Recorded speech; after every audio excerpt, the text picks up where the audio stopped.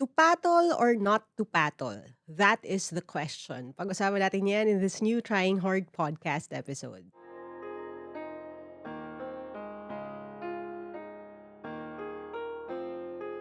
Hi and welcome to another episode of the Trying Hard with Lyqa podcast. In this particular episode, itatry nating sagutin yung tanong na dapat bang pumatol o hindi? Lalo na when it comes to other people's comments, unsolicited advice, or in my case, especially, no, yung mga online na comments. Yan. Okay, now I'm actually making this episode knowing na meron na tayong previous episode on when should I speak or on speaking. But in particular, itong pagpatol kasi may pagkakaiba siya eh, no? Kasi yung on speaking out, it's more of prompted ba ako to say something. Yung pagpatol, talagang response siya sa ginawa o sinabi ng iba. And again, I'm going to just share my perspective. Ano yung thoughts ko, opinion ko sa bagay nito. Malaya naman kayong gawin kung ano yung gusto nyong gawin o hindi gawin. Malaya kayong pumatol kung kailan man gusto at malaya rin kayong hindi pumatol ever.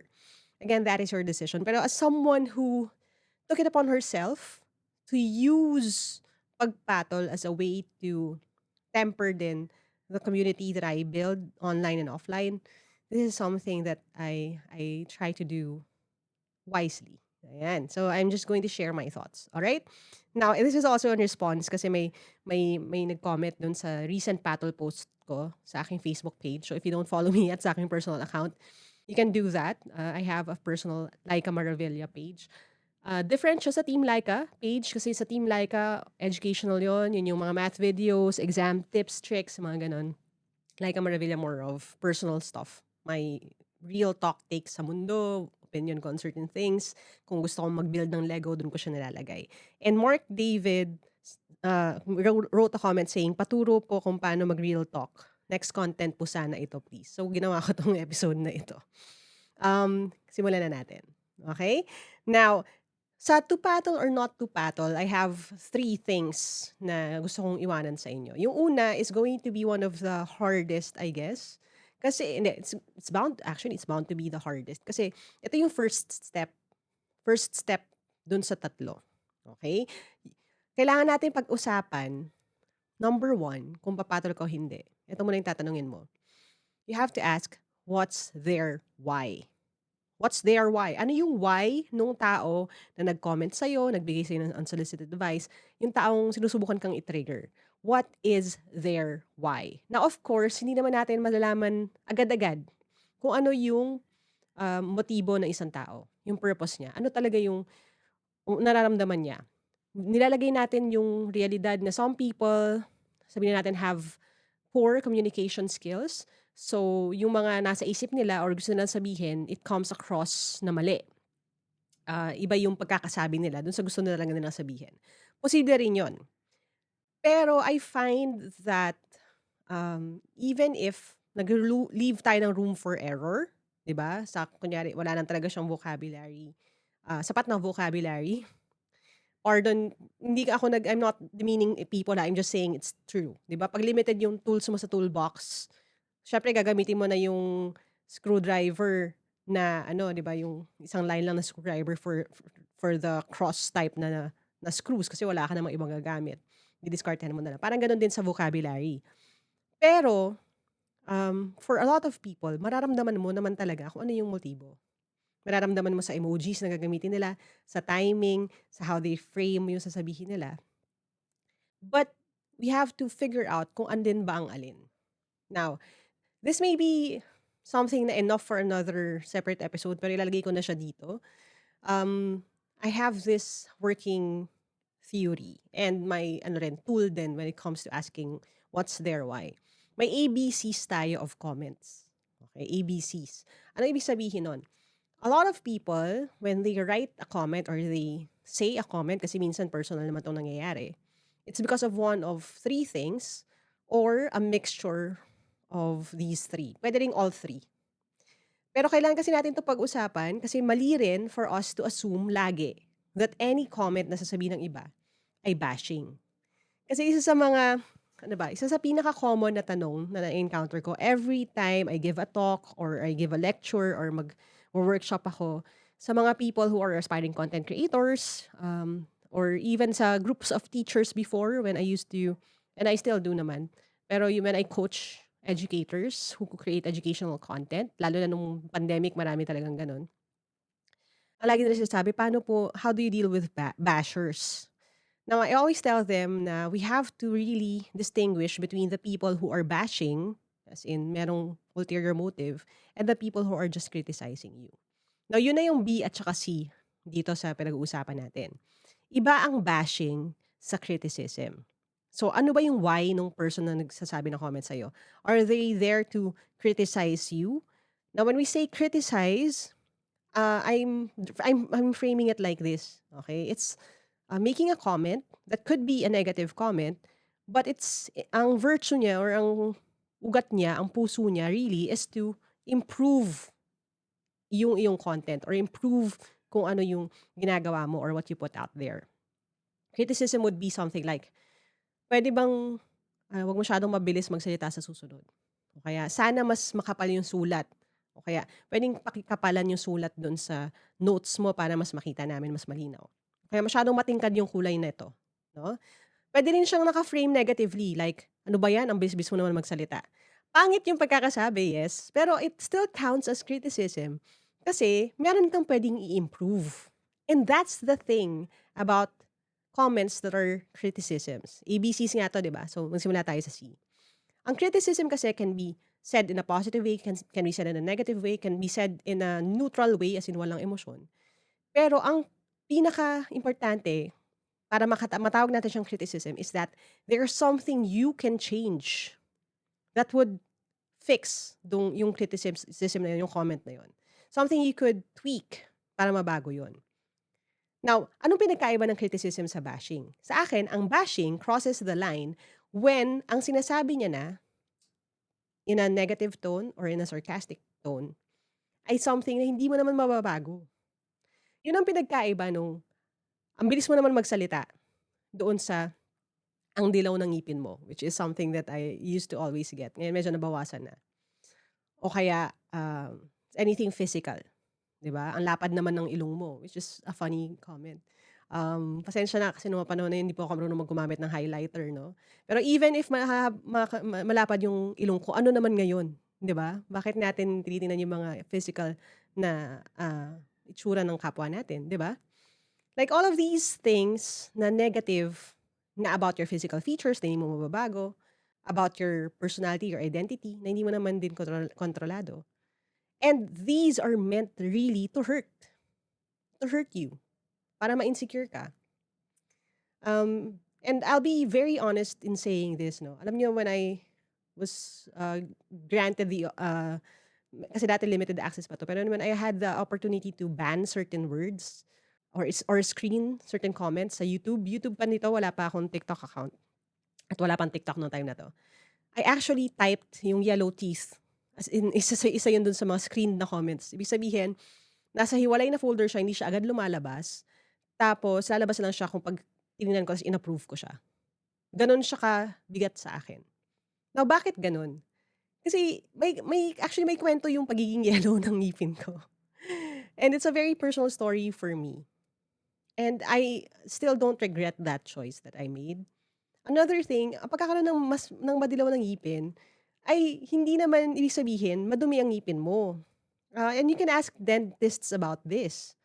Nagtu-toothbrush din ako ng maraming beses sa isang araw. Hindi naman in my knowledge, hindi naman mabaho ang hininga ko.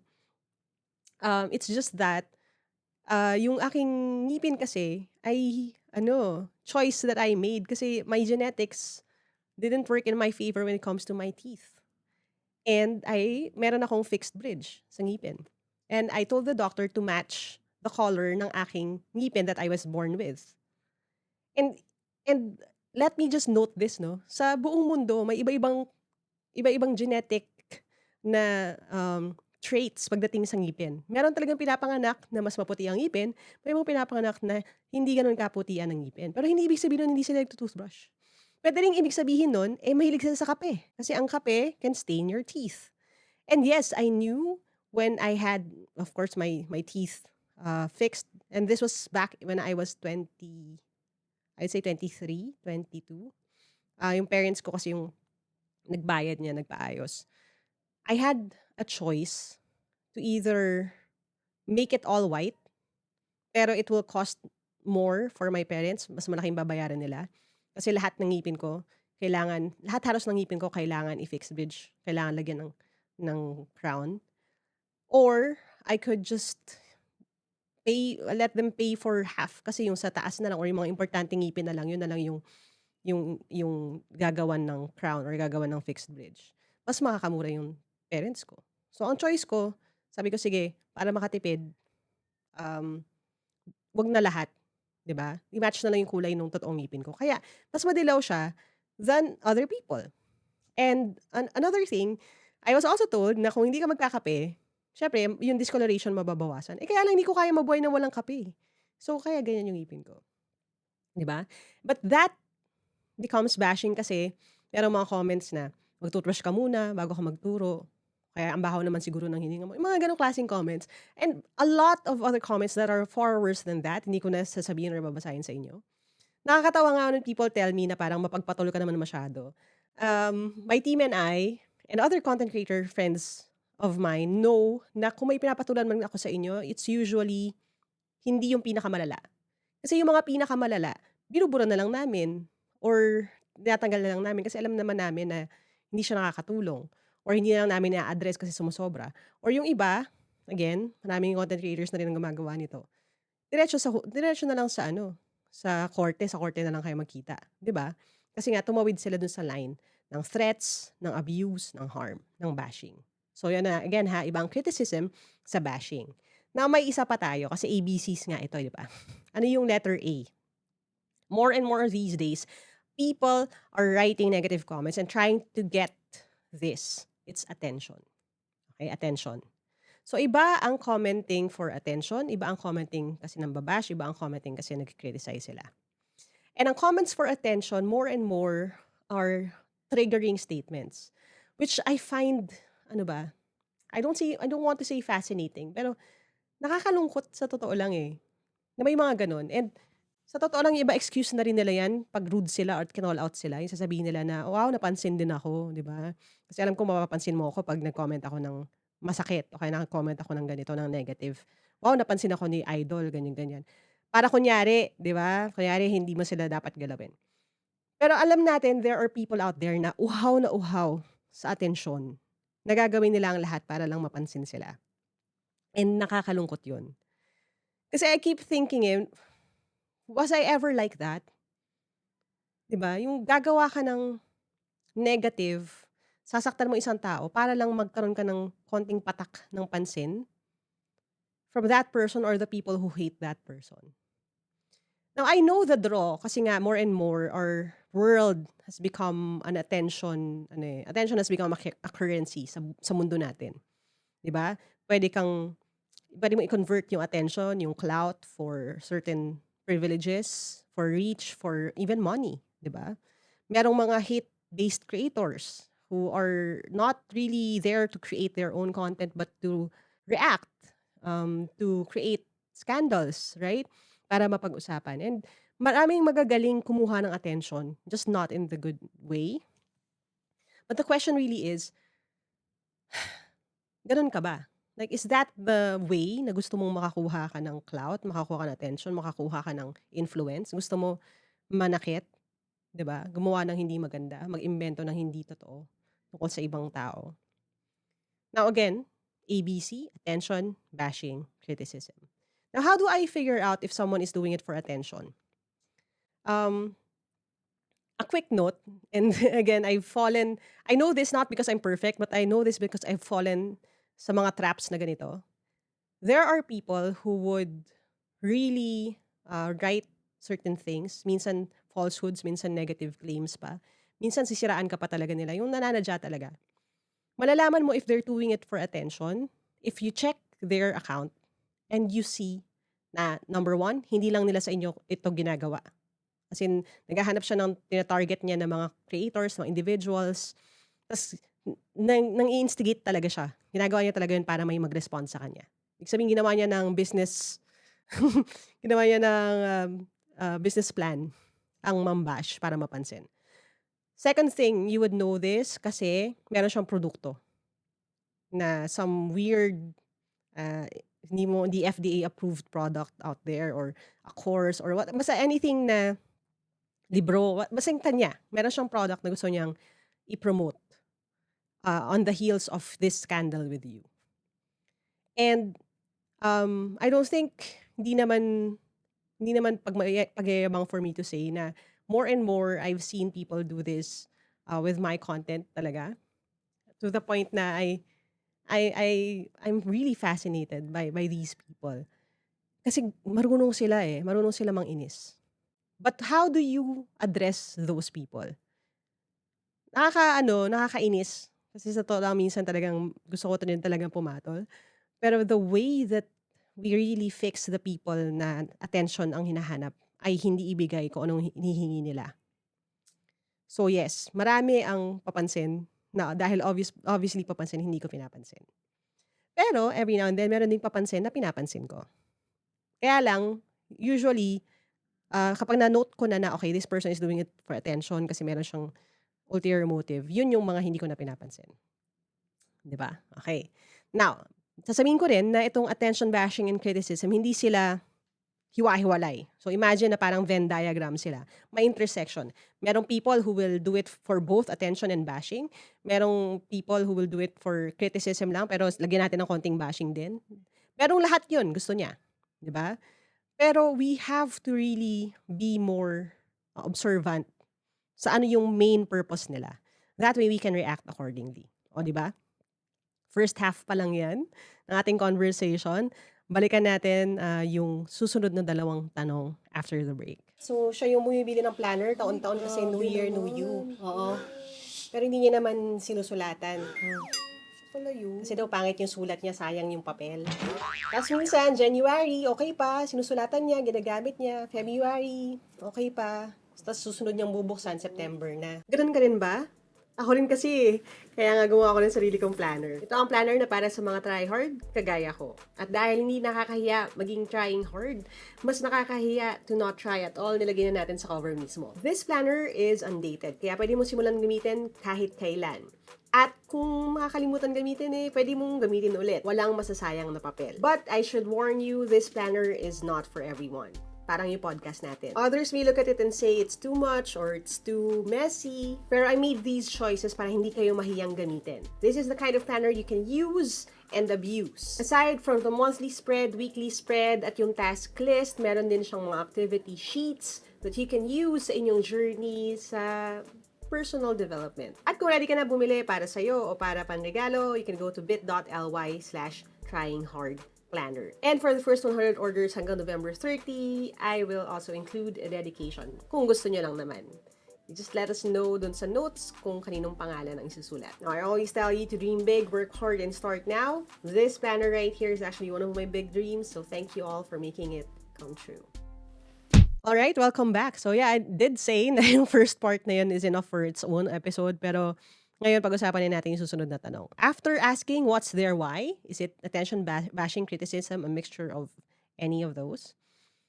Ang next question number 2 natin. Question number 2 is, what's my why? Ulitin ko yan ha. After what's their why, ano yung why nila? You ask what's my why? Ano yung aking why? To patol or not to patol? Do I want to patol kasi galit ako, gusto kong manakit? Di ba? Yung galit na galit, gustong manakit?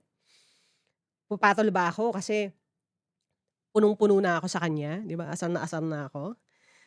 Papatol ba ako dahil gusto kong mag-express ng sarili ko?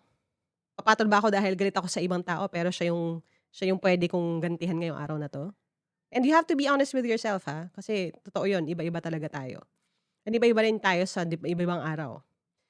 And then of course, you ask yourself din, papatol ako kasi I want to make something good out of this bad situation. Now, let me be very honest with you, as I've always been and attempted to be in this podcast and in this conversation, or any conversation sa totoo lang sa internet, by saying na, hindi rin lahat ng pagpatol ko ay puro ang intent, 'di ba? Hindi naman tayo pinanganak na parang, 'di ba, naka 100% positivity ka all the time. Hindi ako gano'n, eh, sorry. Like, if that's what you expect from me, it really is not how I am. Hindi pa ako gumagawa ng content, sa private life ko palang ganito na ako. So, imagine kung classmate ninyo ako, 'di ba? Ganito na ako noon, 'di ba? In fairness nga sa akin, I would say and even my friends would say, na medyo nabawasan pa nga, eh, yung pagiging forward ko, ngayon kaysa noon. Kasi mas maingat na ako sa ginagawa ko. Hindi puro lagi yung intent, 'di ba?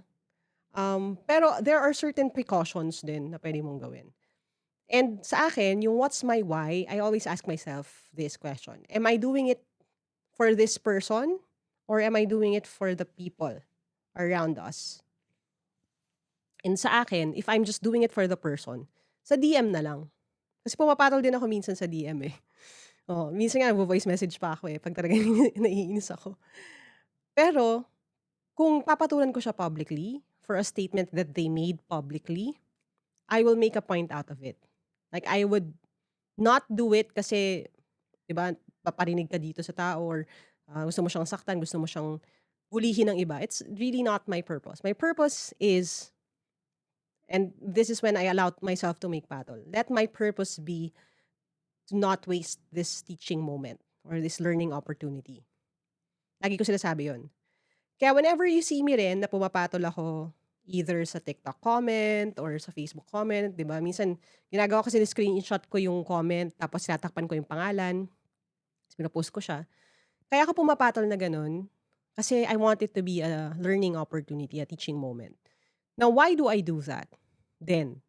Kasi I've been a content creator for, again, almost a decade now, and I've learned na if you don't do it occasionally, nag-e-escalate siya. Ang tendency talaga sa mga tao, lalo na for people who are bad or doing bad things at the very least, is they would see kung okay ka pa dito, ta's 'pag okay ka pa lang, hindi ka pa rin pumapatol, pu-push nila yung envelope. And there are certain things I do not allow. I don't allow, or I try to limit yung mga misogynistic na comments, yung mga racist na comments, mga homophobic na comments, anything na may bias na gano'ng as in blatant, ano na yan, instant block na yan. I also had a rule na bawal ang BO na word. I don't say it, I don't use it. I have a video about that. I discussed that with you as well. So when someone uses it sa Facebook community, for example, even if they're trying to defend me, I would block them. Like, sorry, 'di ba? Sorry, number one rule yan, bawal yung word na yan dito. So that's my why. It's to teach people. I also make patol to show people how you can patol in a way na hindi ka naman din ng ad hominem ng kapwa or hindi ka rin ng insulto ng kapwa. And by doing it, I'm hoping na yung mga nanonood, they could think of other creative ways din na 'pag sila pumatol, ito yung gagawin nila, nang hindi nila tinatawag na stupid yung kapwa nila. Kasi puwede naman. Puwede ka maging creative about it. Puwede mong hindi i-tolerate yung isang wrongdoing, pero hindi mo rin ginagawa yung wrongdoing na ginagawa nila. You know how people would say, binabalik ko lang yung energy na binigay sa'kin? I try not to do that kasi I understand my energy din. And I understand that I have a problem with anger if I don't manage it. One of the things that I tried to do when I created this podcast is to dispel the myth of, Coach Lyqa, Ate Lyqa being this perfect person, mabait, laging saintly, laging positive, laging motivational. It's not true. I'm a human being. And in fact, me knowing my tendencies, my predilections, my traits, those help me control certain things, or those keep me from crossing the line. You know yung scene sa Avengers where tinanong si Bruce Banner paano niya kinokontrol yung anger niya. And ang sabi niya is, the secret is, I'm always angry. Yeah, that's me. Almost a direct quote. Like I'm always angry. It's just that you try na i-unleash siya in healthy ways. So I know kung gaano ka, like if you insult me, I could wreck you. I know that about myself. Imagine if ito na lang ha, imagine kung gaano ako ka-creative pagdating sa pagsagot or sa pagpatol without crossing lines. And imagine using that kind of creativity to purposefully hit and hurt other people. I don't do it not because I can't do it. I don't do it because I choose not to. And it's fascinating how people sometimes assume that I don't have it in me to do things like that. Kasi yun, mas hindi, okay lang yan. Pwede yung punching bag kasi mabait yan. No. It's God's grace, honestly. And years of, taking it that helped me get to this point. And again, it's knowing na may mga nanonood. Like, I don't do it not just for myself. I also do it kasi I know na may mga batang nagbabasa ng comments ko, na may mga batang makakapansin ng post ko. And the way that I handle these situations would be some of the ways that they draw upon kapag sila naman yung naglagay sa ganong sitwasyon. And a lot of the comments that I received in the past 2 years, lalo na sa DMs from kids, from the young people, younger generation who tell me na, "Coach, ang ganda nung sagot mo na yon. I'll try to do that pag may gumawa sa akin." Or kaya, "That's how you argue, that's how you do it." Yun na yung kabayaran sa akin nung asking myself, what's my why all the time. So again, no, ask yourself kung ano yung why mo. Hindi naman dapat 100% kasi hindi naman, realistically, hindi naman yung totoo. Pero just, yun kasi mag-establish din nung guardrails mo dun sa gagawin mo sa number 3. Third question is this: how do I do it? Diba? So number 1, what's their why? Why did they say that? Number 2, what's my why? Why would I make patol or why would I not make patol? And the third is, how do I do it? Kasi kung ang sagot ko sa number 2, what's my why, is just because gusto ko mag-rage, um, medyo pass na muna tayo, hindi na ako papatol, 'di ba? Pero kung ang sagot ko ay kasi may itong comment na 'to, hindi ko pa na-address 'to, let me do it. Let me address this. Let me see if there are lessons na we can glean out of this. Then I will do it. But hindi lang basta magko-comment or hindi ka lang basta papatol. You ask yourself, how do I do it? It has to be good, no? Yung intention mo rin has to be clear, has to be good. It has to be something na kapupulutan ng aral. So, how do I make patol? There are a few questions to talk about. Number 1, ask yourself, when do I do it? Kailan ko siya gagawin? Kung kailangan ko pa magpalamig kasi masyado pang mainit, 'di ba? Papalamigin ko muna, hindi muna ako agad papatol. I think a few weeks ago, I made a video on someone who wrote a comment na, pansin ko tumataba ka. And I waited 2 weeks, more than 2 weeks. I waited more than half a month bago ko sinagot yung comment na yon with a video. Kasi I really wanted na pag sinagot ko siya, may point ako. Hindi ako sumasagot kasi naiinis ako, or hindi ako sumasagot on behalf of all the people who receive comments like that. Yung hindi lang siya puro galit. I want to drive a point. I want to create a video that would work, that would really have a clear message. And that's when I do it. No? Yung pag-ready na ako to talk about it. Now, that's the first question. When do I do it? The second question is, what do I say? Or how do I make patol in that way? Na ano yung sasabihin ko? Diba? Do I make a joke out of this? Diba? Biniro niya ako, biruin ko rin siya. Do I explain yung psychology of it? Do I try to label or to list down the ways that this is hurtful and why you shouldn't do it? Diba? Pwede ko ba siyang gamitin as an example? How do I say it na ano yung sasabihin ko? What do I say to make patol? Kasi kung ibabalik mo lang yung same energy, baka hindi siya magiging as effective. Yun, full on pagpatol na talaga yun. Pero is that really what we want to do? Now again, I'm not judging anyone who would do that. I understand. May mga times of weaknesses din ako. May mga points sa buhay natin na ganyan. Papatol ka lang talaga. Pero sana, 'di ba, napapaisip tayo nitong mga guide questions na ito. Okay, so the third one is, which lines do I refuse to cross? Now, I made a choice about 2 years ago, na maging mindful ako about when I respond.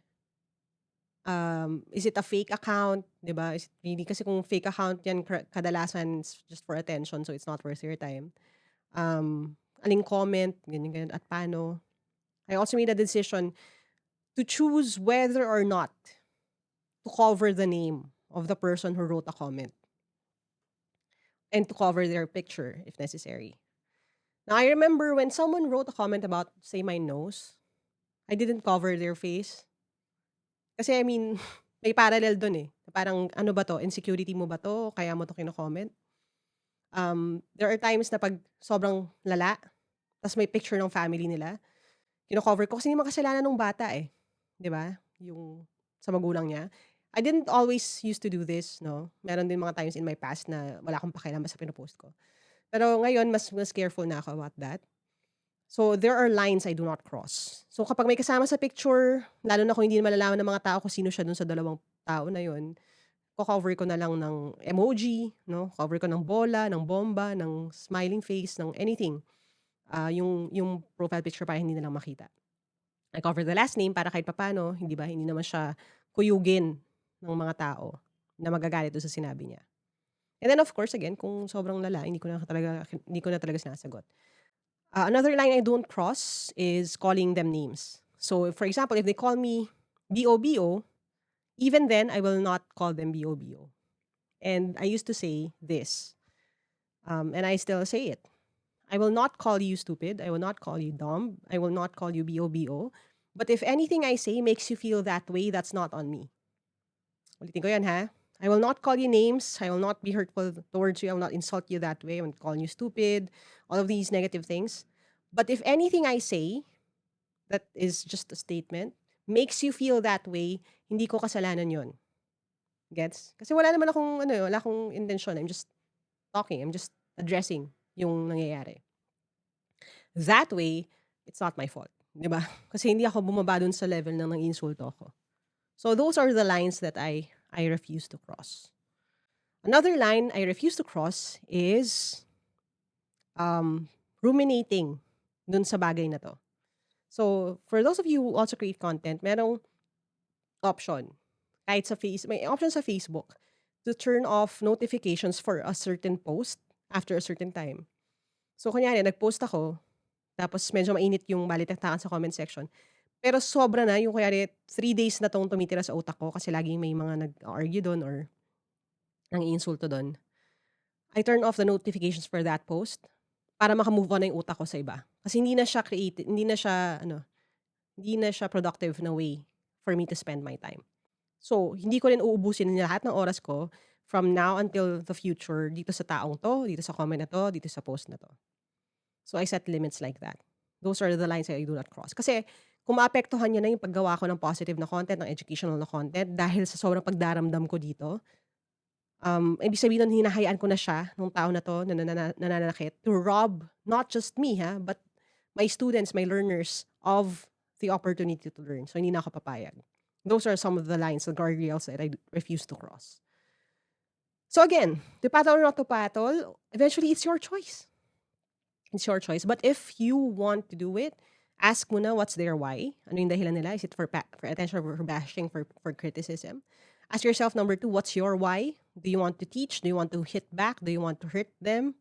Do you want to send hate their way? Be honest with yourself. And hopefully you choose to do it only if may positive na outcome possibly dito sa nangyayari na to. Sa akin really it's okay, let's use this as an example. Gawin natin yung teaching moment. Yun, that's when it's worth my time. And then the third thing is, how do I do it? Paano ko siya gagawin? Paano ko papatol? Creatively, productively, di ba? Constructively, di ba? Gusto natin maging positive yung mangyayari dito. Maybe not do sa person na yun kasi hindi mo na mababago yung isip nila eh. Kadalasan yung mga bashers na yung talagang they do it just for fun kasi nag-enjoy na sila doon. Or talagang uho na uho nga sila sa attention. Hindi mo na mababago yung isip nila eh. Hindi mo sila mapapersuade. Okay? But the people watching, di ba? Pag meron bang gustong mag-comment din ng ganun, sa akin o sa kapwa nila, tapos nabasa nila na, ay, mali pala to. Napanood nila, ay, hindi pala dapat sinasabi. Basta-basta na, oh, tumataba ka o kaya, ba't ganyan itsura mo? O kaya, ang dilaw naman ang ngipin mo. Sa kung sinong taong hindi nila kilala. If they learn something from it, then it's worth it. You do it not for the person, himself or herself, kasi wala ka nang magagawa. Pero for those watching, maybe may mahahagip ka. That's what will work. That's what will make the entire experience worthwhile. Diba? So, when do I do it then? Tama ba yung timing? What do I say? Tama ba yung sasabihin ko? Which lines do I refuse to cross? Alin yung mga hindi ko gagawin, hindi ko sasabihin. And then, pag nasagot mo na yun, baka pwede na. Di ba? Alam mo na rin kung paano siya gagawin. So, yan muna ngayon. Parang workshop na siya. Actually, pwede itong isang separate workshop if I ever create yung Educreator School. I-explain ko yung mga nuances din ito with examples. But for now, yan muna. Maraming salamat sa pagsama. Don't forget to follow the podcast if you haven't yet. We have more conversations coming up. If you have something to ask, your own situation, your own question, go ahead and send it over to bit.ly/asklyqapod. So, ASKLYQAPOD para maipila natin yan ni Madam Z sa mga susunod nating episodes. And as always, no, papalapit na ang ating Pasko. Maraming salamat sa pagsama throughout the year sa mga matagal na nandito. Pwede kayo makaka-catch up sa ibang episodes din. Balikan nyo na lang sila. But for now, I just want to say, as always, dream big, work hard. Don't forget to start now. And remember na you can keep going, keep trying hard, even when they call you a try hard. I'll talk to you next time. Bye!